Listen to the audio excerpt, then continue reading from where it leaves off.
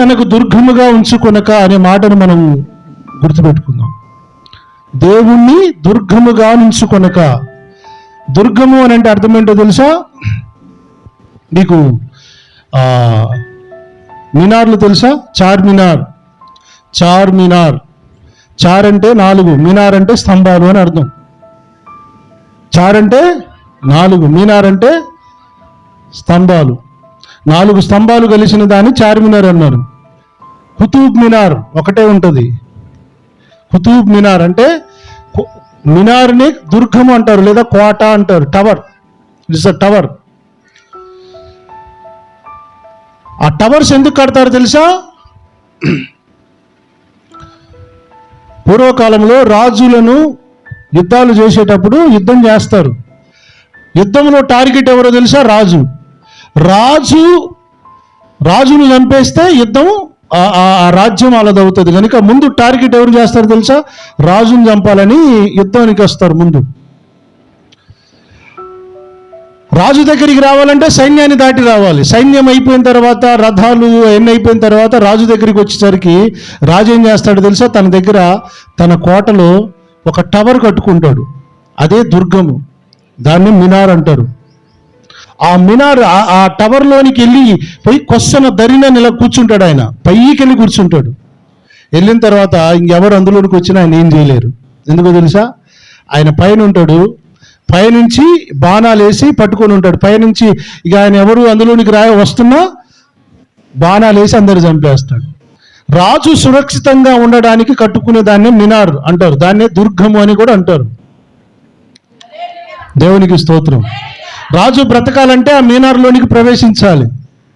దుర్గము అంటారు దాన్ని. ఇప్పుడు మనకు ఒక దుర్గం ఉన్నాడు. ఆయనే ప్రభువైన యేసుక్రీస్తు. బైబిల్ గ్రంథంలో రాయబడింది, సామెతల గ్రంథము 18వ అధ్యాయము 10వ వచనములో రాయబడింది, యెహోవా నామము బలమైన దుర్గము, నీతిమంతుడు అందులోనికి పరిగెత్తి సురక్షితముగా నుండును. Praise the lord. యెహోవా నామము బలమైన దుర్గము, నీతిమంతుడు అందులోనికి ప్రవేశించి. ఇంకొక మాట కూడా చదువుదాం. కీర్తనల గ్రంథం 46వ కీర్తన 1వ వచనం. దేవుడు, నాతో పాటు చదవండి. దేవుడు మనకు ఆశ్రయమును దుర్గమునై ఉన్నాడు. ఆపత్కాలములో ఆయన నమ్ముకొనదగిన సహాయకుడు. దేవుడు మనకు ఆశ్రయము, దుర్గమై ఉన్నాడు. ఆపత్కాలములో ఆయన నమ్ముకొనదగిన సహాయకుడు. ఆపదలు వచ్చినప్పుడు మనం ఎవరి దగ్గరికి వెళ్తాం? బంధువుల దగ్గరికి, రక్త సంబంధికుల దగ్గరికి. ఆదుకుంటారేమోనని వెళ్తుంటారు. కానీ ఆపత్కాలములో నమ్ముకొనదగిన దేవుడు ఎవరైనా ఉన్నారంటే ఆయన మన ప్రభువుని యేసయ్య. నమ్మదగిన దేవుడు ఆయన, నమ్ముకొనదగిన సహాయకుడు ఆయన. ఈ రోజున మనము కొన్ని అమూల్యమైనటువంటి సత్యాలను వాక్యపు వెలుగులో మనం నేర్చుకోబోతున్నాం. హల్లెలూయా. దేవుణ్ణి తనకు దుర్గముగా ఉంచుకొనక ధనాన్ని నమ్మినవాడు, బలాన్ని నమ్మినవాడు నవ్వుల పాలవుతాడు. బైబిల్ గ్రంథంలో ఒక భక్తుడు ఉన్నాడు. ఆయన పేరు సౌలు. ఎవరైనా? సౌలు. దేవుడు ఈయనను రాజుగా చేశాడు. గాడిదలు కాసుకునే తన్ని రాజుగా చేస్తే, దేవుడు ఒక పనిని చేయమని చెబితే చేయడు, ఒక పని చెబితే చేయడు. దేవుడు ఆ టైం నుంచి ఈయనతో మాట్లాడడం బంద్ చేశాడు, ఎడబాశాడు. ఈయన్ని దేవుడు ఇతనితో మాట్లాడడం బంద్ చేశాడు. హల్లెలూయా. దేవుడు చెప్పిన పని చేయకపోతే దేవుడు చేసే పని ఏందో తెలుసా? కొంతమంది నేను చూస్తుంటాను, ఎంత రోషం ఉంటుందంటే ఏదైనా మాట అంటే పాడరు, చచ్చిపోయేదాకా మాట్లాడరు. మా తాత ఉండేవాడు, మా అమ్మ వాళ్ళ తండ్రి. నాతో ఆయన చాలాసార్లు మాట్లాడేవాడు. బ్రిటిష్ వాళ్ళ గురించి, రజాకారుల గురించి కూడా ఆయనే చెప్పాడు. చాలా స్టోరీలు చెప్పాడు నాకు చిన్నప్పుడు. ఎంత రోషం కలిగినోడు అంటే, ఆయన వయసులో ఉన్నప్పుడట ఆయన వదిననో ఎవరో సంథింగ్ ఒక మాట అన్నదట, ఏదో అనకూడని మాట అన్నదట. చచ్చిపోయేదాకా మాట్లాడలేదండి ఆయన. మాట్లాడినన్నాడు, చచ్చిపోయేదాకా మాట్లాడినన్నాడు. ఆమె చచ్చిపోయినా కూడా పోలేదు చివరికి. ఆమె చచ్చిపోయినాక కూడా పోలేదు. రోషం అంటే అదే. మన దేవుడు కూడా రోషము గల దేవుడు. 60-70 సంవత్సరాలు బ్రతికే మనిషికి ఎంత రోషం ఉంటే యుగ యుగాలు సజీవుడిగా ఉన్న దేవుడికి ఇంకెంత రోషం ఉండాలి. దేవుడు రోషము కలిగిన వాడు. నాతో మాట్లాడండి. ఆయన చెప్పిన పని చేయకపోతే చాలా కోపపడతాడు ఆయన.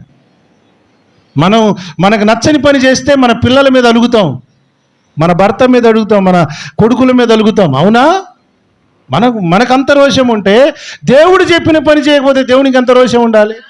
అందుకనే దేవుడు ఏం చేశాడు తెలుసా? సౌలును మాట్లాడడం బంద్ చేశాడు. దేవునికి మహిమ కలుగును గాక. దేవుడు మాట్లాడడం బంద్ చేస్తే మనిషి బ్రతకలేడు, వాడు భ్రష్టుడైపోతాడు అనడానికి సౌలు జీవితమే నిదర్శనం. దేవుడు మాట్లాడడం బంద్ చేస్తే భ్రష్టులైపోతారు. సావలేక, బతకలేక, మింగలేక, కక్కలేక కింద మీద పడతారండి. ఆ జీవితమే సౌలు జీవితం. ఆత్మీయ తండ్రి సమూయేలయ్య గారు కూడా చనిపోయాడు. ఆత్మీయ తండ్రి సౌలు గారి ఆత్మీయ తండ్రి ఎవరు? ఏ కష్టం వచ్చినా సమూయేలయ్య గారు చెప్పి ప్రార్థన చేయించుకునేటోడు.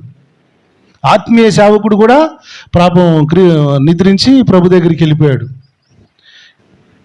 బతుకుతున్నాడు. యుద్ధం వస్తుంది, శత్రువులు వచ్చి యుద్ధం చేయబోతున్నారు, నీ మీద యుద్ధం చేయబోతున్నారు అని చెప్పేసి ఒక ప్రకటన వచ్చింది సౌలు దగ్గరికి. వచ్చినప్పుడు ఇశ్రాయేలీలలో ఒక ఆనవాయితీ ఏంటంటే, యుద్ధానికి చెయ్యాలంటే చేసే ముందు దేవుడు ఏం మాట్లాడతాడో వినాలి. దేవుడు ఏం మాట్లాడతాడో, దేవుడు మాట్లాడాలంటే ప్రవక్తలతో మాట్లాడతాడు. రెండోది స్వప్నముల ద్వారా, కలల ద్వారా మాట్లాడతాడు. ఇప్పుడు ఆత్మీయ తండ్రి సమూయేలు గారు లేరు, సమూయేలు గారు సలహాలు ఇచ్చడానికి లేడు, దేవుడు కూడా మాట్లాడడం మానేశాడు. ఇప్పుడు ఈయన పరిస్థితి ఏంది చెప్పండి? ఏంటి ఇప్పుడు పరిస్థితి ఏంది? దేవుడు చెయ్యొద్దన్న పని ఏదైతే ఆ శత్రువులది మీరు తీసుకొని రావద్దు అన్నాడో అది తీసుకొని వచ్చి ఇంట్లో కట్టేసుకుంటాడు, ఇంట్లో పెట్టుకుంటాడు. ఇప్పుడు చూడండి, శత్రువులు వస్తున్నారు, యుద్ధం వస్తుంది. బైబిల్ గ్రంథంలో ఏం రాయబడింది? ఆపత్కాలములో ఆదుకొనదగిన సహాయకుడు ఎవరున్నారు? నమ్మదగిన సహాయకుడు ఎవరు?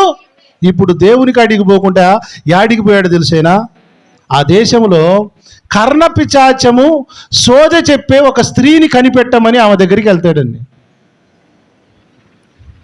దేవుడు వదిలేసినటువంటి వ్యక్తులకు వచ్చే ఐడియాలు ఎట్టుంటో తెలుసా? భలే కొత్తగా ఉంటాయి సార్. నిజం, కొత్త ఐడియాలు వస్తాయి. ఎరకెవరన్నా మంచిగా చెప్తారేమో అడిగిరండి, జ్యోతిష్యం ఎవరన్నా మంచిగా చెప్తారేమో అడిగిరండి అని కొత్త ఐడియాలు వస్తుంటాయి సార్ వీళ్ళకి.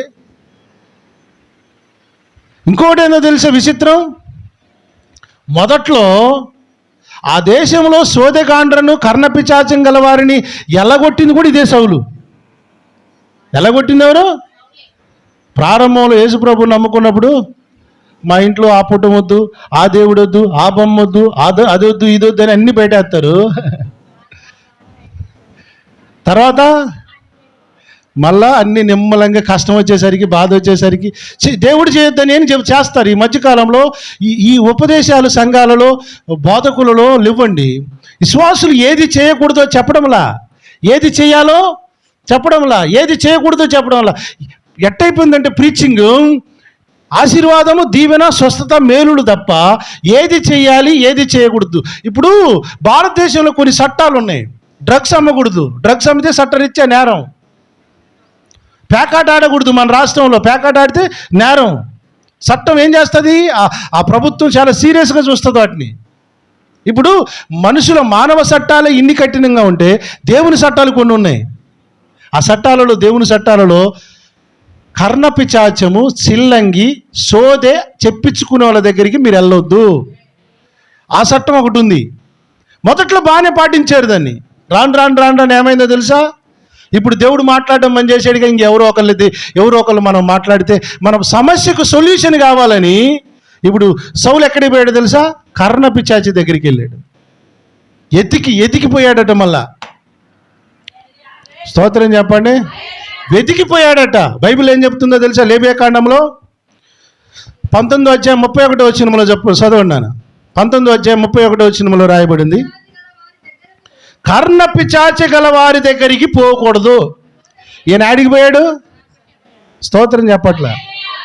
దేవుడు ఏమంటున్నాడు అంటే, దేవుడు వద్దంటున్నాడు అంటే ఏదో ఒక లాజిక్ ఉన్నట్టే అర్థం. ఈ చెట్టు పొలంలో మంచి చెడ్డ తెలివులు ఇచ్చే ఫలాలను మీరు తినొద్దు అన్నాడు. తినొద్దు అంటే అర్థమైంది, ఆజ్ఞే కదా. దగ్గరికి పోవద్దు అంటున్నాడు అంటే అది ఆజ్ఞే కదా. చూడండి, సోదిగాండ్రను వెతికి వారి వలన అపవిత్రత కలుగజేసుకొనకూడదు. అపవిత్రత అనే దాని గురించి ఎవరన్నా మాట్లాడుతున్నారు సార్ ఈరోజు? అపవిత్రత అనేది మానవ శరీరంలో ప్రవేశించిన ఒక సెట్ట వైరస్ లాంటిది. వైరస్ కనబడదు, కానీ లోపల ఏం చేస్తుంటే అది తింటూనే ఉంటుంది. అది లోపల పని. అపవిత్రత అనేది కూడా అలాంటిదే. ఈ సోదే, ఈ కర్ణ పిశాచము అనేదట దేవుని దృష్టిలో అపవిత్రమైన పని అట్టది. వాళ్ళ దగ్గరికి పోకూడదు, వాళ్ళని ఎతకొద్దట. స్తోత్రం. పిల్లలు పుట్టకపోతే మనుషులు ఎవరిని ఎతుకుతారు? సోది ఎవరు చెప్తారు? జ్యోతిష్యం ఎవరు చెప్తారు? ఎతుకుతారు కదా. ఇంట్లో అప్పులైనాయి, ఎవరిని ఎతుకుతారు? సొల్యూషన్. సిల్లంగి ఎవరు చెప్తారు? ఎరకెవరు చెప్తారు? ఎతుకుతుంటారు చాలామంది. దేవుడు ఏమంటున్నాడు? వారి దగ్గరికి పోవద్దు, వారిని ఎతకొద్దు. అసలు వాళ్ళు ఉండకూడదు, వాళ్ళని ఎల్లగొట్టాలంటాడు. 20:6 చూడండి. వాళ్ళ దగ్గరికి పోవటం కాదు కదా,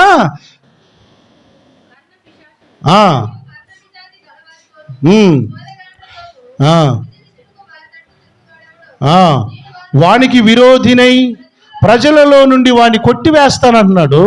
27 కూడా చూడండి. పురుషుడే గాని స్త్రీ గాని కర్ణ పిశాచి అయినను సోదె అయినను ఉండిన ఎడల వారికి మరణ శిక్ష వేయాలి, వారిని రాళ్లతో కొట్టాలి, తమ శిక్షకు తామే. అది అంటే దేవుడు దీన్ని ఎంత సీరియస్గా చూస్తున్నాడా, చాలా సింపుల్గా చూస్తున్నాడా? కొంతమంది ఆడోళ్ళు మొలతాళ్ళు కట్టుకుంటారు, తెలుసా మీకు? ఆడోళ్ళు మొలతాళ్ళు కట్టుకుంటారు. ఆ మొలతాళ్ళు కట్టుకునే బ్యాచ్ అంతా సైతాన్ బ్యాచే. నిజం, అదొక నిబంధన. కొన్ని ఉంటాయి. ఈ కేటగిరీ అంతా కూడా ఏందో తెలుసు, అపవాది సంతానం. ఇదంతా అపవాది కేటగిరీ. ఇది పాతాళంలో ఉన్నటువంటి ఆత్మలకు వీళ్ళని ఆత్మను అమ్మేసుకున్న కేటగిరీ ఇది. కర్ణ పిశాచము కలిగిన ఆత్మలు పాతాళంలో ఉంటాయి. ఈ ఆత్మలు ఏం చేస్తాయి తెలుసా? మాట్లాడుతుంటాయి, భూమిలో నుండే మాట్లాడుతుంటాయి. బైబిల్లో రాయబడింది. హల్లెలూయా. ఇప్పుడు సౌలయ్య గారితో దేవుడు మాట్లాడడం మంచి చేశాడు, కనుక ఇప్పుడు ఎవరి మాటలు వినాలనుకున్నాడు తెలుసా? పాతాళంలో ఉన్న ఆత్మలు ఎవరన్నా వచ్చి మాట్లాడితే ఇందాం అనుకున్నాడు. ఆత్మలను పిలిచి ఒక దయ్యం కాడికి ఒక మహిళ దగ్గరికి వెళ్ళాడు, ఒక స్త్రీ దగ్గరికి వెళ్ళాడు.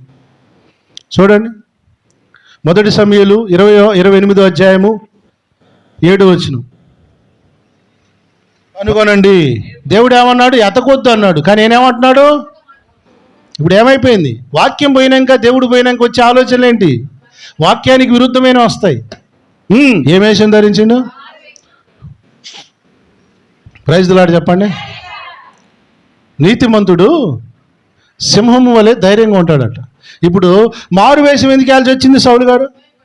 కొంతమంది బైకుల మీద పోతున్నప్పుడు, బండ్ల మీద పోతున్నప్పుడు, కార్ల మీద అటు మీద పోతున్నప్పుడు మూతికి గుడ్డలు ఇటు గట్టి కడుతుంటారు, ఎవరు చూడకూడదని.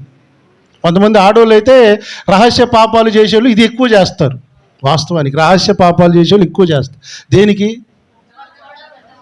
దేనికి? దొంగ పనులు చేయకనే ఉండాలి. చేసేటప్పుడు ఎందుకు ముఖం సాటేసుకోవడం? స్తోత్రం చెప్పండి. కొంతమందికి డస్ట్ ఎలర్జీ ఉండి, సరే సంథింగ్ కొన్ని అనారోగ్య ప్రాబ్లమ్స్ ఉండి మూతి కట్టుకుంటారు, అది వేరే విషయం. కొంతమంది ఎట్టుంటారంటే, ఇక వీళ్ళు చేసే పాపం పనులు ఎవరికి కనబడకుండా మారు వేషం వేసుకొని తిరుగుతున్నాడట. ఎవరు? ఏం పుట్టిందిరా నీకు? ఏం పుట్టిందిరా నాయన? మాయగత్తెర పుట్టింది. దేవుడు విడిచిపెట్టాడుగా. దేవుడు విడిచిపెట్టిన తర్వాత మాయగత్తెరలు పడతాయి. మాయగత్తెర అంటే తెలుసా మీకు? గత్తర అనే రోగం అనేది. అంటే పూర్వకాలంలో పేర్లు లేనిప్పుడు గత్తర అనేది. గత్తర పుట్టింది, కలరా వచ్చింది. హల్లెలూయా, స్తోత్రం చెబుదామా. దేవుడు విడిచిపెట్టిన తర్వాత వీడికి వచ్చిన రోగం ఏంటి తెలుసా? వీడు మారు వేసుకున్నాడు. వేసుకొని ఎవరికాడికి వెళ్తున్నాడు? ఇంకా దుర్మార్గం ఏంటంటే, కర్ణపిశాచం గల ఆ దేశంలో ఉండొద్దని ఎల్లగొట్టింది ఈడే. ఆ మాట కూడా చూడండి, 28:3 రాయబడుతుంది. సమూయేలయ్య గారు చనిపోయాడు, ఆత్మీయ తండ్రి చనిపోయాడు. ఆత్మీయ తండ్రి ఉన్న రోజులు ఇంక ఇల్లు అర్థం కాల. సౌలు కర్ణపిశాచము గల వారిని, సిల్లంగి వారిని దేశంలో నుండి ఎల్లగొట్టాడు. ఎల్లగొట్టింది ఎవరు? మళ్ళీ ఆలకాడికి ముసుకేసుకుని ఎందుకు పోతున్నాం? మనం మొదట్లో ప్రభువుని నమ్ముకోకముందు ఇంట్లో ఉన్న చిన్న చిన్న బొమ్మలు, ఇంట్లో ఉన్నవన్నీ బయటపడేస్తారు. రాను రాను రాను రాను మళ్ళీ వాటి మీద కోరికలు పెరిగి మళ్ళీ నిమ్మలంగా తెచ్చుకొని ఇంట్లో పెట్టుకుంటారు. దాని ఫలితం ఎంత భయంకరంగా ఉంటుందో చూడండి. మారు వేషం వేసుకొని పోయి స్త్రీ దగ్గర పోయి ఏమంటున్నాడు చూడండి అమ్మా. 9వ వచనం.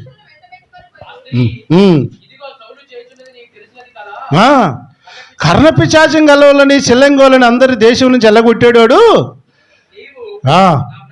నన్ను చంపాలని వచ్చినవా నా దగ్గరికి? నన్ను ఉరియొగ్గి నాకు మరణమేళ రప్పింతుపోయిన అతనితో, అంటే అమ్మా ఏం కాదులే, యెహోవా జీవంతోడు నేను చంపను, నీకేం పర్లేదని ప్రమాణం చేశాడు. చేసిన తర్వాత ఆ స్త్రీ ఏం చేయాలి, నేను ఎక్కడ ఏం చేయాలి, నీ కోసం ఎవరిని రప్పించాలని అడుగుతుంది ఆ స్త్రీ. అది ఎంత పవర్ఫుల్లో చూడండి. సైతాన్ గాడు కూడా పవర్ఫుల్లే. హలో, కాస్త దేవుని గడు తక్కువ అంతే. హలో, వింటున్నారా మీరు?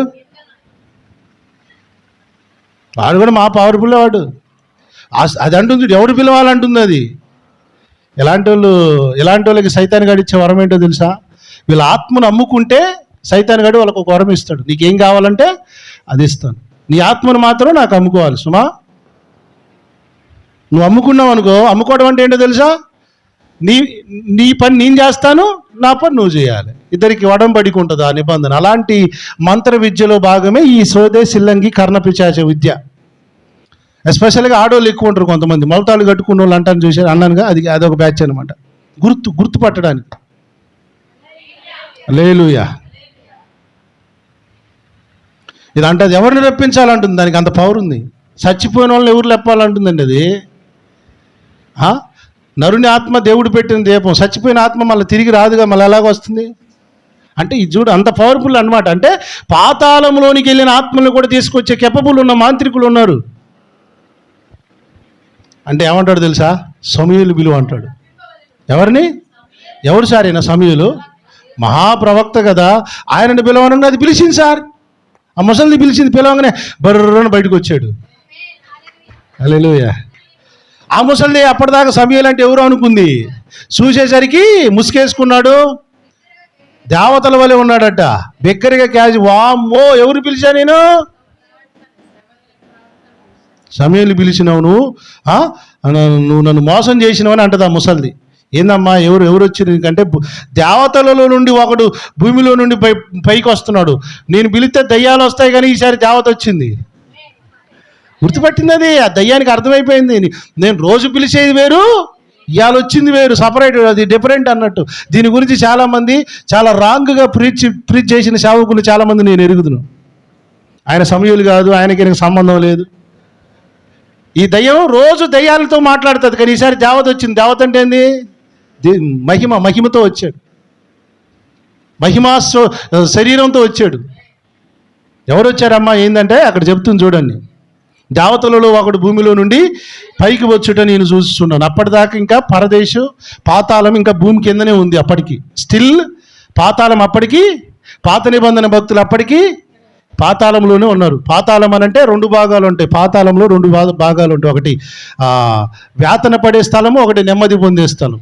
యాతన పడే స్థలంలోనేమో పాపము చేసిన వాళ్ళు ఉంటారు, నెమ్మది పొందే వాళ్ళేమో దేవుని నమ్మిన వాళ్ళు. అక్కడ ఉన్నాడు ఎవరు? సమూయేలయ్య గారు.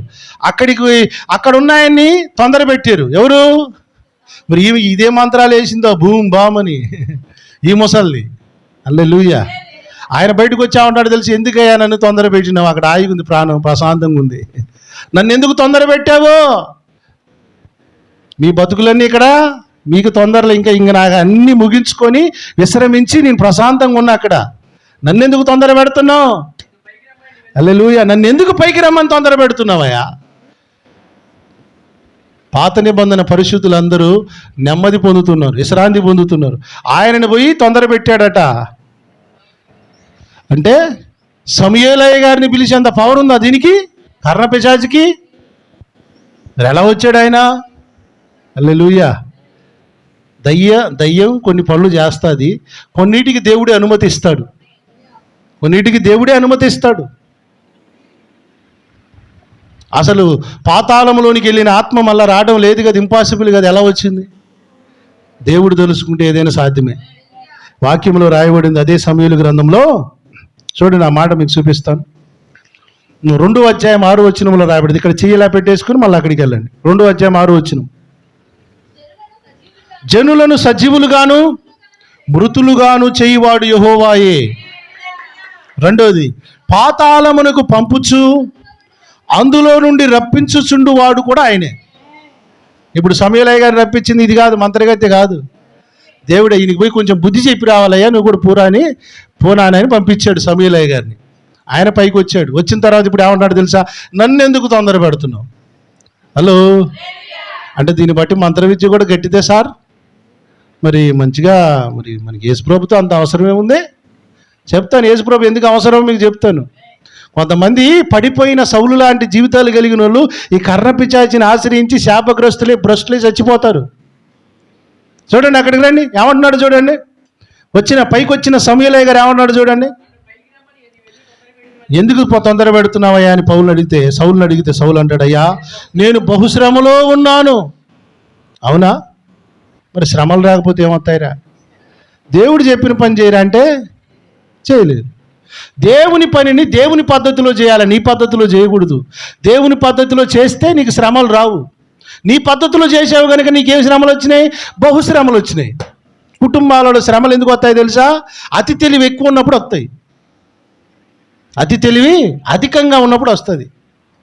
ఇప్పుడు దేవుడు సమూయేలు అంటున్నాడు చూడండి, సౌలు అంటున్నాడు చూడండి, ఫిలిష్తీయులు నా మీదికి యుద్ధమునకు రాగా దేవుడు నన్ను ఎడబాసి, చూడండి ఏమంటున్నాడు, దేవుడు నన్ను ఎడబాసి ప్రవక్తల ద్వారానైనా స్వప్నముల ద్వారానైనా నాకు ఏమి చెప్పడం లేదయ్యా.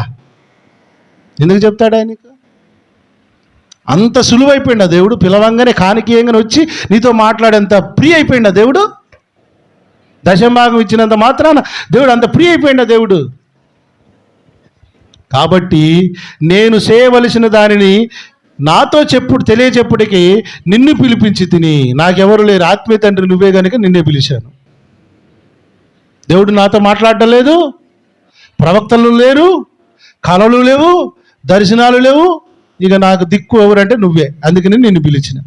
ఆయన ఏమంటున్నాడు చూడండి, యెహోవా నిన్ను ఎడబాసి నీకు పగవాడిగా కాగా నన్ను అడుగుట వలన ప్రయోజనం ఏంది? దేవుడే నీకు పగోడయ్యాడు నాయన. కొంతమంది చాలామందికి తెలియదు, దేవుడు వాళ్ళకి పగస్తుడయ్యాడు. ఈయన ఎడబాసాడు, రెండోది పగస్తుడయ్యాడు, పగ పెట్టుకున్నాడు. దేవుడు పగోడైనాక ఇంకా దేవుడు మాట్లాడుగా, నేనేం చేయను నీకు?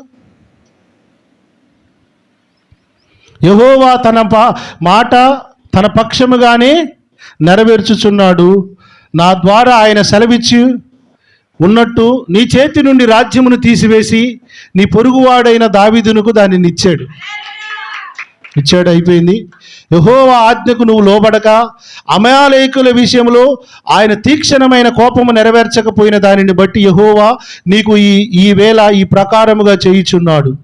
ఆయన అమాలేకులకు ఏదైతే చేయమన్నాడో అది నువ్వు చేయలేదు కనుక, ఆయన కోపాన్ని నెరవేర్చలేదు కనుక నీకు ఈ రోజున ఇలా జరుగుతుంది. ఇంకొక మాటగా అన్ని మొత్తం చెప్పుకుంటూ వస్తాడు. రేపు ఈ టయానికి నువ్వు నా దగ్గర అక్కడ నీ కుటుంబంతో సహా అక్కడ ఉంటావని చెప్పిపోతాడు, చచ్చిపోతావని చెప్తాడు. చిన్న చిన్న విషయాలే కానీ శాపాలుగా మార్చబడతాయి. చిన్న చిన్న పనులే, ఆలోచనలే, కానీ అవి మన గుచ్చులుగా మారతాయంటానికి సౌలు జీవితమే ఒక సాక్ష్యం. దేవుడు ఎడబాసిన తర్వాత దేవుడే పగవాడయ్యాక ఇంక నీతో ఎవరు మాట్లాడరు. ఇక నీకు దిక్కెవరో తెలుసా? పాతాళములో ఉన్న దయ్యాలే. పాతాళంలో ఏమున్నాయి అనుకుంటున్నారు? పాత నిబంధన భక్తులు ఉన్నారు, దయ్యాలు కూడా ఉన్నాయి. అక్కడి నుంచే ఏం చేస్తాయి తెలుసా? పాతాళంలో ఉన్న ఆత్మలు ఎవరైతే భూమి మీద నిబంధన చేసుకుంటారో వాళ్ళ ఆత్మను అమ్మేసుకుంటారో, అమ్మేసుకున్న వాళ్ళకి పాతాళంలో ఉన్న ఆత్మలు వచ్చి గుసగుసలాడతాయట, మాట్లాడతాయట. అది కూడా వాక్యంలో రాయబడింది, యెషయా గ్రంథంలో రాయబడింది. చూడండి, యెషయా గ్రంథము 29వ అధ్యాయం 4వ వచనంలో రాయబడింది, కర్ణ పిచాచి స్వరము వలె నీ స్వరము నేల నుండి వచ్చును. అంటే కర్ణ పిచాచి స్వరం ఎక్కడి నుండి వస్తుంది? నీ పలుకు ధూళిలో నుండి గుసగుసలుగా వినబడును. పాతాళములు ఏమున్నాయని చెప్పాను? ఏమున్నాయి? దయ్యాలు ఉన్నాయి, ఆత్మలు. దేవుడు మాట్లాడకపోతే ఏ స్వరం వినాలని ఫిక్స్ అయ్యారు ఇప్పుడు?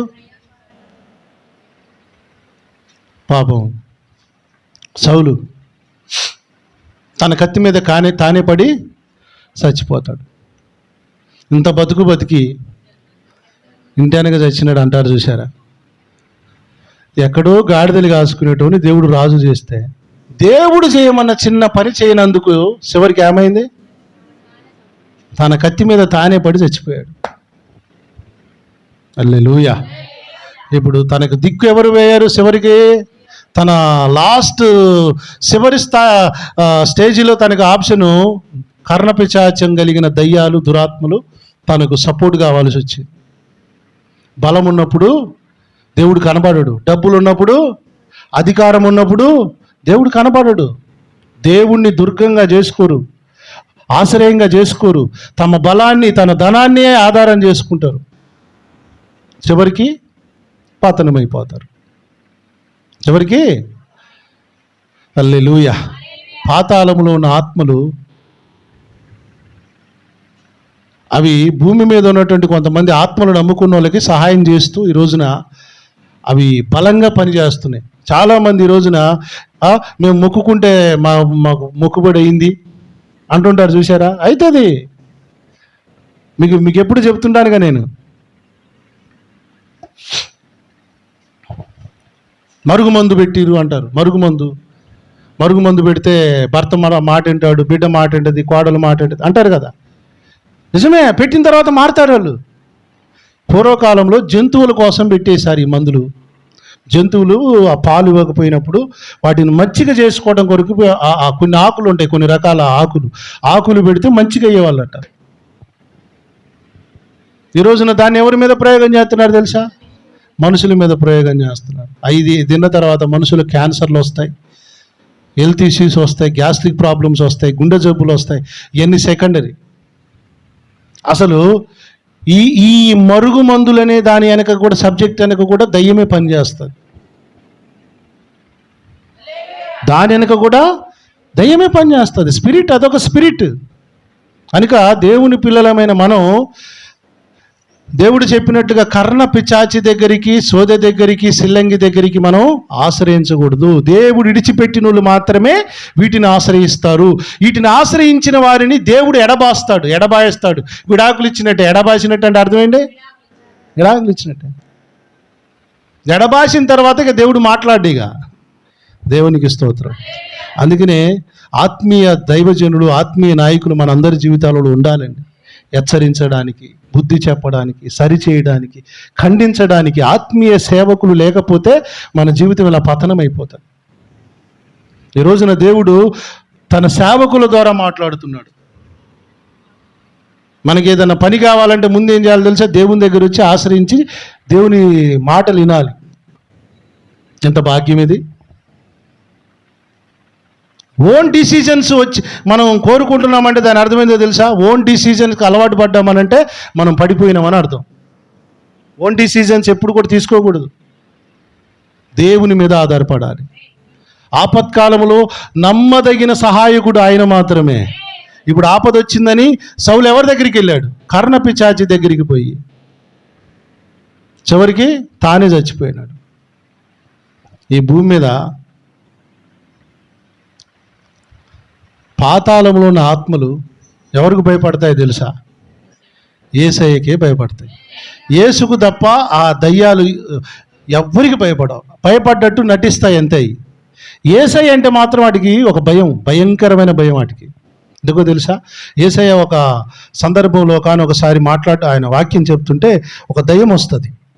వచ్చి, సర్వోన్నతుడైన దేవుని కుమారుడా నాతో దయ్యానికి ఎలా తెలుసు సార్ యేసు ప్రభు సర్వోన్నతుడైన దేవుని కుమారుడు అని? ఈ రోజు కూడా చాలా మందికి యేసయ్య ఒక సజీవుడు, సర్వోన్నతుడైన దేవుడని ఆయన ఎవరికి తెలియదు. ఒకసారి యేసుక్రీస్తు ప్రభువారు 40 రోజులు అరణ్యంలో ఉపవాసం ఉంటుండి కూడా సైతాన్ గాడు వచ్చాడు. వచ్చి నీవు దేవుని కుమారుడు అయితే ఈ రాళ్లను రొట్టెలుగా చేసుకోమన్నాడు. అంటే సైతాన్ గాడికి ఏం తెలుసు? ఈయన దేవుని కుమారుడని. దయ్యానికి ఏం తెలుసు? ఆయన సర్వోన్నతుడు దేవుని కుమారుడని తెలుసు. హల్లెలూయా. పరలోకంలో అసలు మ్యాటర్ అంతా, సబ్జెక్ట్ అంతా ఎక్కడ పంచాయతీ మొదలైందో తెలుసా? దేవుడు మొట్టమొదటిగా దేవదూతలను సృష్టించుకున్నాడు. ఏంటి? దేవదూతలు అంటే కూడా బైబిల్ గ్రంథం ఏబు గ్రంథంలో రాయబడింది కుమారుడు అని రాయబడింది. ఎవరు కదా? అయితే యేసుక్రీస్తు ప్రభువును మాత్రం తండ్రి అయిన దేవుడు ఈ దేవదూతలను సృష్టించినట్టు సృష్టించలా. దేవదూతలు అంటేనేమో అగ్ని, గాలి. యేసుక్రీస్తు మాత్రం దేవునిలో ఒక భాగం. దేవదూతలేమో కుమారులు, యేసుక్రీస్తు ఏమో అద్వితీయ కుమారుడు. మొత్తం యోహాను సువార్త 1:18 అదే మాట రాయబడుతుంది. జనతైక కుమారుడు అని అర్థం. అంటే తనలో ఉద్భవించిన వాడు, తనలో నుండి వచ్చినవాడు అని అర్థం. ఇప్పుడు కుమారులందరికీ సమాన వారసత్వం ఉంటుందా లేదా? ఉంటుందా? కానీ దేవుని సింహాసనం మీద కూర్చునే హక్కు ఓన్లీ యేసు ప్రభుకే ఉంది. మరి ఇప్పుడు దేవదూతలకు లేదు. అవి ఎందుకు ఉంటాయి? ఇప్పుడు అందరేమో కింద కూర్చున్నారు, యేసు ప్రభు వారు పోయో సింహాసనం మీద కూర్చుంటున్నాడు. రోజు సైతాన్ గాడు అంటున్నాడు, ఇదేంటి ఈయన కూడా కుమారుడేగా, మేము కుమారులేగా, ఆయన ఎందుకు అడుగుచు కూర్చుంటున్నాడు అంటే తండ్రి దేవుడు అంటాడు, మీరు వేరు ఆయన వేరు. అట్టట్టా మేము కుమారులమేగా. లేదు, మీరు ఒట్టి కుమారులు, ఆయన అద్వితీయ కుమారుడు, ద సన్ ఆఫ్ గాడ్. అట్టట్టయితుంది, అట్ట కాదు. నేను కూడా ఆకాశమునకు ఎక్కిపోదును, సభా పర్వతం మీద కూర్చుందును అనుకుంటాడు. చూసారా? అప్పుడు అసలు మొదలైందని కథ అంతా. హల్లెలూయా. ఇదంతా బైబిల్ ఎక్కడుంది అంటాడు ఒకడు మతోను మాదిగాడు. అరే బైబిల్ పజిల్ రా నాయన. పజిల్ ఎవడు పడతాడు? ఆల్లేడు. జ్ఞానం ఉన్నోడే అన్నిటిని సమకూరుస్తాడు. సమకూర్చాలంటే బైబిల్ చదవాలి. మీరు ఈనాడు పత్రిక, సాక్షిలో వచ్చి కొన్ని చూడండి. ఆ పుస్తకాలలో పజిల్ ఉంటుంది. పజిల్ ఎప్పుడన్నా నింపినారా మీ బతుక్కి? బైబిల్లో పజిల్ మాకే ఇన్ని సంవత్సరాలు పిచ్చిలే, మాకే అర్థం కావట్లేదు. అట్టుంది ఇదాడుంది అంటాడు వాడు. సైతాన్ గాడు ఏమనుకున్నాడట? యెషయా గ్రంథం 14వ అధ్యాయంలో ఉంటుంది అది. నేను ఆకాశమునకు ఎక్కిపోదును. చూడండి, ఆ మాట చూపిస్తాను చూడండి. దేవుని సింహాసనం మీద కూర్చుందును. 14వ అధ్యాయం యెషయా గ్రంథం 13వ వచనం. నేను ఆకాశమునకు ఎక్కిపోదును, దేవుని నక్షత్రములకు పైగా నా సింహాసనమును హెచ్చింతును. ఏమనుకుంటున్నాడు వాడు? ఉత్తర దిక్కునున్న సభాపర్వతం మీద కూర్చుందును, మేఘ మండలమును కెక్కుదును, మహోన్నతునితో నన్ను నేను సమానునిగా చేసుకుంటాను అంటున్నాడు. అంటే యేసుప్రభువేనా? నేను కాదా? యేసుప్రభువేనా? నేను కాదా? నేను కూడా. ఒక్క తన్ను తన్నాడు. ఒక్క తన్ను తంతే ఆనించబడి పాతాళంలో పడ్డాడు. వాడు వాని అనుచరులు మొత్తం కింద పడ్డారు. హల్లెలూయా. మరి ఎట్టయితే కుదరదు. మరి సింహాసనం ఎవరికి పెడితే వాళ్ళకి ఇస్తే ఎట్టయితే? దానికి కొన్ని అర్హతలు ఉండాలి అని పెట్టాడు వాడు. ఎవరు? సైతాన్ గాడు. అర్హతలు ఉండాలి, పోటీ. ఏంటా పోటీ తెలుసా? దిగిపోవాలి. నీ రాజ్యంలో నన్ను తన్యం బాగానే ఉంది, నాకు కూడా ఒక రాజ్యం ఇచ్చావుగా పాతాళం, దమ్ముంటే ఆడికి రమ్మను. ఆడికొచ్చి మమ్మల్ని జయించి పైకి రమ్మను. హల్లెలూయా. పాతాళానికి పోయిన వాళ్ళంతా పాపం చేసిన వాళ్ళే. పోయినోడే తప్ప మళ్ళీ వచ్చినోడు లేడు. పోయినోడే తప్ప. ఏసేమన్నాడు తెలుసా? తండ్రి దేవుడు చెప్పాడు, నాన్న మరి చిన్న కాంపిటీషన్ వచ్చింది కదా, ఈ పోటీ, మరి ఏంటి నీ సంగతి? Daddy I will go. నువ్వేం చెప్తాదే. మరి ఆడికి వెళ్ళాలంటే సార్ అక్కడ మరి దీనాతి దీనంగా ఉంటుంది. దేవదూతలు అంటే మహిమ కలిగినవి. ఇప్పుడు మనుష్య రూపం, మనుష్య ఆకారంలోనికి వెళ్ళాలి. నువ్వు ఇప్పుడు వెళ్తావా? అక్కడ మళ్ళా దాంట్లో లో క్వాలిటీ ఏందో తెలుసా? ఇప్పుడు నా స్వరూపంలో ఉన్నావు, నా పోలికలో ఉన్నావు, నేను దైవత్వపు మహిమలో నువ్వు ఉన్నావు. ఇప్పుడు నువ్వు మనుష్యునిగా పుట్టాలి, అందులో దాసుని రూపం ధరించాలి. ఓకేనా నీకు? Sir daddy I'm okay, I will go. మనిషిగా కాదు, దాసునిగా రావాలి, దిగిపోవాలి. ఇంకొకటి, శిలువ మరణం భరించాలి. ఓకేనా? ఆ కాలంలో, యేసు ప్రభు కాలంలో సిలువ వేయబడేవాడు శాపగ్రస్తుడని అర్థం. శాపం అయిపోయాడు యేసయ్య. శాపం కావడానికి కూడా అంగీకరించాడు. ఆయన వచ్చాడు, దాసుని రూపము ధరించాడు. మొదటి ఆదామును మోసం చేసినట్లుగా రెండో ఆదాము యేసుక్రీస్తును మోసం చేయడానికి కూడా వచ్చాడు. నీవు దేవుని కుమారుడు అయితే అనే మాట ఎందుకు వచ్చిందో తెలుసా? ఒట్టికొచ్చింది అనుకుంటున్నారు. అదే వచ్చావు, ఏం చేద్దామని వచ్చావు? నన్ను పడగొడదామని, అందరు నేను మొక్కాలి, అంతేగా. నన్ను జడగొడదామని నువ్వు వచ్చింది, నా రాజ్యాన్ని కూల్చేద్దామని వచ్చినావుగా. సరేలే, ఆకలి అవుతుందిగా, నువ్వు దేవుని కుమారుడివిగా రొట్టెలు చేసుకో, ఏం పర్లేదు. మొదట ఆదాముని ఎలా మోసం చేసింది? ఆదాము అవ్వలను ఏదైనా వనంలో మోసం చేసినట్లుగానే యేసు ప్రభును కూడా మోసం చేయడానికి వచ్చాడు. కానీ పరలోకంలో ఉన్నటువంటి దేవదూతలు, దేవుడు ఆశ పెట్టుకున్నారు. మొదటి ఆదామును మనం నమ్ముకున్నాం, మోసపోయినాం. ఈ ఆదాము కూడా మోసపోతాడేమో అనుకున్నారు. నిలబెట్టాడు సార్ యేసయ్య, నిలబెట్టాడు ఆయన. తెల్లా దేవుని కుమారుడు అయితే ఇదిగో నువ్వు ఆ కొండ మించి దూకు. టెంప్టేషన్ శోధించింది, ఆయన శోధన జయించాడు. మహిమ శరీరంతో వచ్చిన ఆయన మట్టి శరీరంలో పాపాన్ని జయించాడు సార్. మొదటి ఆదాము పాపము చేశాడు, పాపానికి లొంగిపోయాడు, కానీ పాపాన్ని జయించాడు కడపటి ఆదాము యేసయ్య. సరేలే, నీ అంత చూస్తాను, వస్తావుగా నాకు అడిగి రా, చూద్దాం. సిలువ వేసేటప్పుడు ఎంత హింసించారు ఆయన్ని. ఒక్క మాట మాట్లాడాడు సార్, ఎక్కడ ఒక్క మాట సహించాడు. చంపేసి సమాధి చేశారు. యేసు ప్రభు వారు సమాధి చేయబడిన తర్వాత 3 రోజుల గ్యాప్ ఉంది చూశారు. ఆయన ఎక్కడికి పోయాడు తెలుసా? పాతాళానికి రా, నీ అంతు చూస్తా, నీ సంగతి చూస్తా అన్న సాతాను యొక్క కొమ్ములు ఎరవడానికి వెళ్ళాడు సార్. ఆయనకి కొమ్ములు ఎరవడానికి వెళ్ళాడు. చెప్పురా ఏదన్నా అక్కడ వచ్చి, అక్కడ నీ రాజ్యంగా, ఇక్కడ నా కాడికి రా, నీ చెప్పిన సంగతి చెప్పు, నీ ఆయుధం ఏందో చూపి అన్నాడు. మరణమే ఆయన ఆయుధం. వాడిని కూడా నిరాయుధులుగా చేశాడు. జుట్టు పట్టి నేలకేసి కొట్టి బడికేసుకొచ్చాడు సార్. దయ్యాలు ఎవ్వడి మాటను యేసయ్య మాటే అంటాయి. ఎందుకో తెలుసా? పాతాళంలో వాటిని జుట్టు పట్టి నిరాయుధులుగా చేసి ఒత్తి పట్టి తిత్తి చేసినాడు దేవుడు. మీ దేవుడు మా దేవుడు ఒకటే. దేవుడు అంటే ఎంతెత్తు అంత లావున్నోడు కాదు, పాతాళానికి వెళ్ళి వచ్చినోడు దేవుడు. హలో, పాతాళానికి వెళ్ళి వచ్చినోడే దేవుడు సార్. పాతాళంలో కూడా సైతాన్ని గడు కొంతమంది సైన్యాన్ని పెట్టుకున్నాడు. అధికారులు ఉన్నారు, ప్రధానులు ఉన్నారు, వాని కింగ్డమ్ ఉంది సార్. అక్కడ పెద్ద రాజ్యమే ఉంది వాడిది. పాతాళంలో మామూలుగా ఏం లేదు. అడిగిపోయి బుడుకును మునిగి రావటం కాదు. అక్కడ పెద్ద పెద్ద క్యాటర్లు ఉన్నాయి, ప్రధానులు ఉన్నారు, అధికారులు ఉన్నారు, పెద్ద పెద్ద సైన్యమే ఉంది, శక్తులు ఉన్నాయి అక్కడ. అలాగే పోయాడు. ఇంకొచ్చావా, ఎట్టెట్ట పోతావో చెప్తాను అని ఈ నవ్వుతున్నాయంట దయ్యాలన్నీ.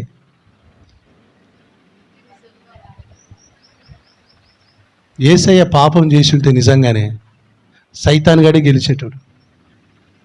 ఆయనను అక్కడ కంట్రోల్ చేసే శక్తి వాటికి వచ్చేది, కానీ ఆయన ఏం చేయలేకపోయాను. ఎందుకో తెలుసా? ఈ భూమి మీద మతం, మత్సరాలు, కోపం అన్నిటిని జయించాడు సార్ నా యేసయ్య. అన్నిటిని జయించాడు. అందుకని ఆయనని పాతాళము బంధించి ఉంచలేకపోయిందే. పాతాళం ఆయనని బంధించి ఉంచుట అసాధ్యము. దేవుడు మరణ వేదనలు తప్పించి ఆయనను లేపాడు. అక్కడ ఉన్న వాళ్ళందరినీ నిరాయుధులుగా చేసి, మనం రోమాపత్రికలో చూసినాం కదా. చూడండి, ఆ మాట చూపిస్తాను. ఈ మాట చదవండి. ఎఫెసీ పత్రిక 1:20-21 వచ్చిన చదవండి. మృతులలో నుండి లేపి ఆధిపత్యము కంటెను, అధికారము కంటెను, శక్తి కంటెను, ప్రభుత్వం కంటెను, అంటే ఎన్ని సాతాను కంట్రోల్లో ఉండే రాజ్యాలు, ఈ యుగమందు మాత్రమే కాదు, ఇప్పుడిప్పుడే కాదు, రాబోవు యుగమునందును పేరు పొందిన ప్రతి నామము కంటే, స్తోత్రం చెప్పండి, ఎంతో హెచ్చుగా. సైతానిగాడేమో యేసుప్పుడు తండ్రి సింహాసనం కంటే ఎక్కువ వేసుకుందాం అనుకున్నాడు. వాడి కంటే కూడా ఎంతో హెచ్చుగా పరలోకమందు ఆయనను తన కుడి పార్శ్వమున కూర్చొని పెట్టుకున్నాడు. సార్ ఇప్పుడు బోల్తారే అన్నాడు సైతాన్ గారిని. ఇప్పుడు చెప్పురా నీ వ్యవహారం ఏంది అన్నాడు. ఎక్కడొచ్చింది పంచాయతీ? కూర్చున్నందుకేగా. కూర్చున్నందుకు నీ టర్మ్స్ పెట్టావుగా, ఇప్పుడు చేసి వచ్చాడు. ఇప్పుడు ఎక్కడ కూర్చోబెట్టాలరా? అది that is the power of God. నువ్వు కూర్చోబెట్టేదారు, నువ్వు అన్నీ చేయించి వచ్చాడు రా, అన్నీ ఆయన కూర్చోబెట్టుకున్నాడు పక్కన. యేసు మరణాన్ని జయించాడు గనుక తండ్రి పక్కన కూర్చొని అధికారం ఆయనకి ఇచ్చాడు.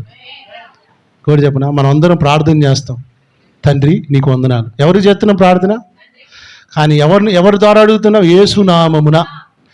యేసునామమున అడిగే ప్రార్థన వ్యాలిడ్. ఎవ్వడి నామములో నువ్వు అడుగు, వ్యాలిడ్ కాదు. యేసునామమును వ్యాలిడ్. ఎందుకో తెలుసా? జయించిన నామం యేసునామం.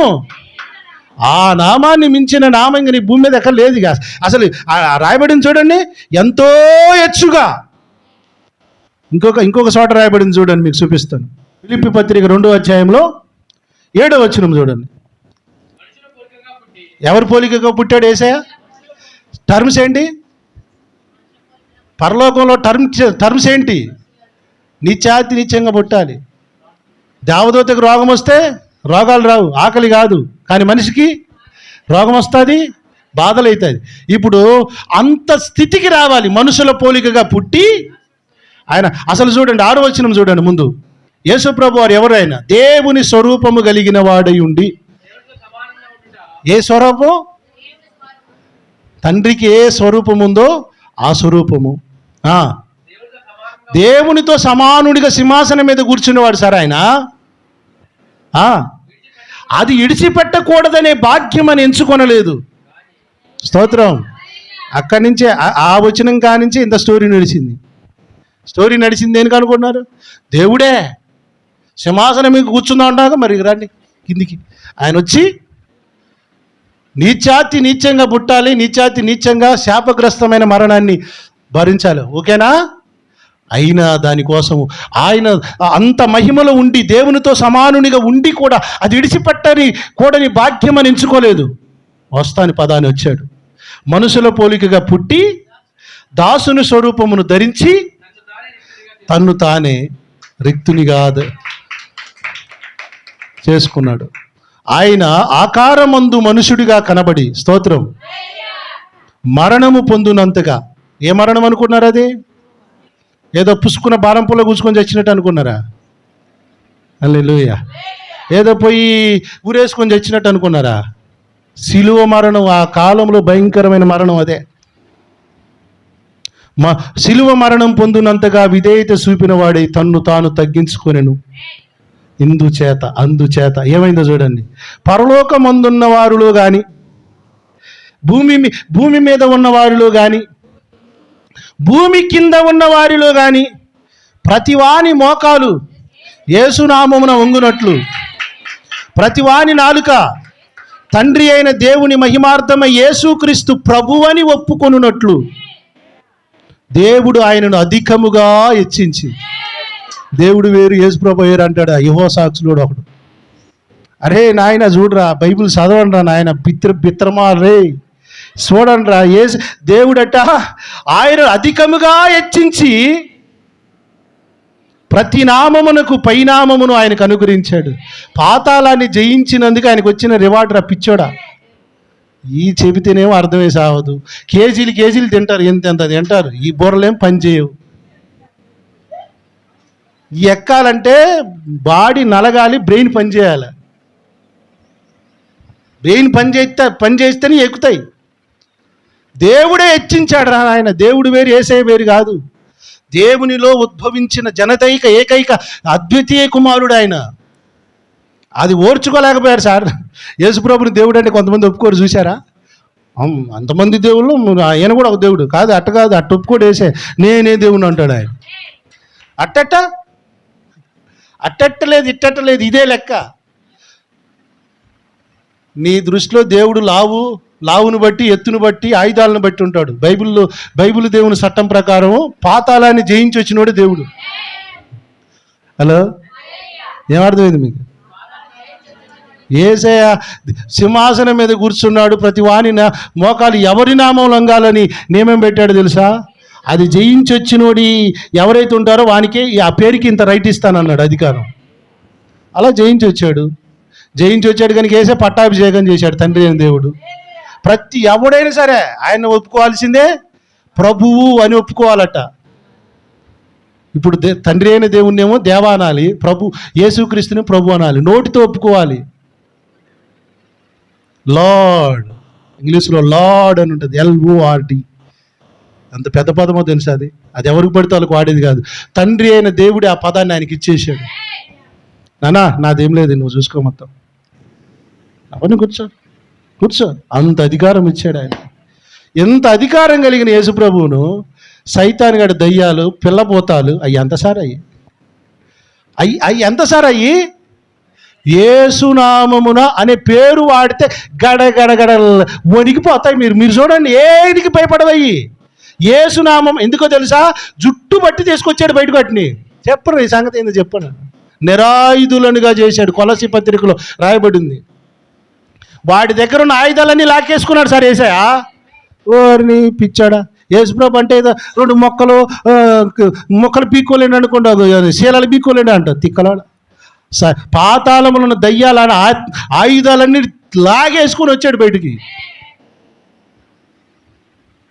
అలా ఉంటే మేము కూడా నిజంగానే సమాధిలో ఉన్నట్టయితే యేసుప్రభు మాకు అంత అవసరమే లేదు. ఆయన అసలు యేసుప్రభు చచ్చిపోయి సమాధిలో ఉంటే మాకేం అవసరంరా? ఆయన లేచాడు, అన్నిటిని ఎర్రగొట్టుకొని వచ్చాడు. హల్లెలూయా. అందుకనే ఎంత బలంగా, ఎంత గొప్పగా ప్రభువుకు సాక్షులుగా బ్రతుకుతున్నాం. కొలసి పత్రికలో చూడండి, 1వ అధ్యాయం 17. మృతులలో నుండి లేచుటలో ఆది సంభూతుడాయను. ఇంకా ఆయన యందు సర్వ సంపూర్ణత నివసింపవలెననియు, ఆయన శిలువ రక్తము చేత సంధి చేసి ఆయన ద్వారా సమస్తమును, అవి భూలోకమందున్నా కానీ పరలోకమందున్నా కానీ వాటన్నిటిని ఆయన ద్వారా తనతో సమాధానపరుచుకొనవలెనని తండ్రికి అభిష్టమాయను. ఆయనకున్న ఆశలు, ఆలోచనలు వేరే ఉన్నాయి. ఇవన్నీ సబ్జెక్ట్ వేరే, మళ్ళీ మీకు తర్వాత ప్రభు చిత్తం అయితే నేను మీకు మళ్ళీ చెప్తాను. దేవునికి కొన్ని ఇష్టాలు ఉన్నాయి, నీ ఇష్టాలు కావు. ఆయనకి ఇష్టమైన పని చేసిన వాళ్ళకి ఆయన కొన్ని ఇచ్చాడు, అవార్డులు, రివార్డులు. ఆ ఇష్టమైన పని చేసింది ఎవరు? అధికారాలన్నీ కూడా. ఇప్పుడు యేసుప్రభు లేచిన తర్వాత పరలోకం పోయేటప్పుడు కూడా అన్నాడు, పరలోకమందును భూమి యందును నాకు సర్వాధికారం ఇవ్వబడి ఉన్నది. దాని అర్థం ఏమనుకుంటున్నారు? గెలిచి వచ్చావుగా, అన్ని నీయే. ఆదాము అవ్వలు దేవుణ్ణి నిరాశపరిచారు, కడపటి ఆదాము మాత్రం సంతోషపరిచాడు. ఆ కడపటి ఆదామే మన ప్రభువుని యేసయ్య. దేవునికి మహిమ కలుగును గాక. ఇప్పుడు దయ్యాలు యేసు ప్రభుకి ఎందుకు భయపడుతున్నాయని చెప్పడానికి ఇంత చిన్న సబ్జెక్టులు ఇంత వచ్చింది. ఇది ఎందుకు భయపడుతున్నాయి? యేసయ్యకి ఏం చేయించాడు? ఏదో చిన్న గుంజ, చిన్న దుడ్డ టెస్ట్ వేసుకొని కూర్చున్న దయ్యాలండి, పెద్ద పెద్ద ఆయుధాలు పట్టుకొని కూర్చుని అందులో. ఆ దయ్యాలే ఈ శాదపడి వాళ్ళకి, సిల్లంగోళ్ళకి వరాలు ఇచ్చేది. రేయ్, ఎవడి శాదపడి చేత చంపు, వాడిని మనసు మొత్తం అన్ని డిస్టర్బ్ చేయి, నీకు వరం ఇస్తానని ఇచ్చే ఆ వరాలు అయ్యే ఇచ్చేది వరాలు. వాటన్నిటిపైన సర్వ అధికారాలు. అందుకనే యేసుప్రభు వారు బోధిస్తుంటే ఆ దయ్యం ఏమన్నది? దయ్యానికి కూడా సర్వోన్నతుడైన దేవుని కుమారుడు, ద మోస్ట్ ఐ గాడ్ అని అర్థం. దానికి అర్థం ద మోస్ట్ ఐ గాడ్ అంటే ఇక ఆయన మించినోడు ఎవరు లేరు అని అర్థం. దయ్యానికి అర్థమైంది సార్, ఈ మతోను మాదులకి, పిచ్చోళ్ళకి, తెక్కలోళ్ళకి అర్థం కావట్లే. ద మోస్ట్ ఐ గాడ్, అసలు ఆ ఇంగ్లీష్ వస్తే ఆ పదం యొక్క అర్థం, డెప్త్ అర్థమైంది. ఇక ఆయన మించి ఆయనకంటే పెద్దోడు లేడట ఆ దయ్యానికి. అప్పుడు యేసు ఏమంటాడు తెలుసా? నోరు మూసుకో, దాన్ని మాట్లాడనీలే. ఎందుకో తెలుసా? నువ్వు అన్నది ఓకేలే కానీ ఇంకా నేను శిలువ ఇంకా శిలువ కార్యక్రమం కాలే. అదయ్యి లేచిన తర్వాత నువ్వు అన్నది నాకు వర్తించింది. ఎందుకు మాట్లాడలేదు అనుకున్నారు? అది మాట్లాడితే సువార్త గట్టిగా చెప్తాయి సార్.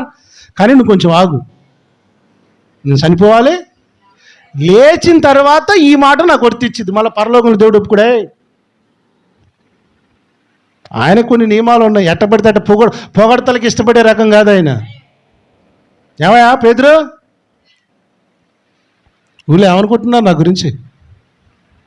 అయ్యా కొంతమంది ఏలే అంటున్నారు, కొంతమంది ప్రవక్త అంటున్నారు. అందరు బాగానే ఉన్నారులే కానీ నువ్వేమనుకుంటున్నావు? ప్రభువా నువ్వు దేవుని సజీవుడవయ్యా. నీకడ తెలుసు? నేను చచ్చిపోయి లేతే కదా సజీవుడు అని తెలిసేది. నీకడ తెలుసు? ఓకేలే, నువ్వు దేవుని ఏర్పాట్లో ఉన్నావు, దేవుడు బయలుపరిస్తే నీ మాట వచ్చిందిలే. అక్కడక్కడ పరిశుద్ధాత్మ దేవుడు పేతురును ఆడుకున్నాడు మధ్యలో. అంటే క్లూస్ వస్తున్నాయి, కొన్ని ఓపెన్ కావట్లా, కొన్ని ఆగుతున్నాయి, అక్కడ ఆపుకుంటున్నాడు. సజీవుడు అనే మాట ఆయన మరణం తర్వాత కదా వర్తించే మాట. ఎలా ఉంటాయి పజిళ్ళు? ఈ పజిల్ తెలుసుకోవాలంటే మత్తయి సువార్త, మార్కు ఇది పజిల్ రా నాయన. అన్నీ ఆడికాడ కూర్చుకుంటూ వస్తేనే పజిల్ కంప్లీట్ అవుతుంది.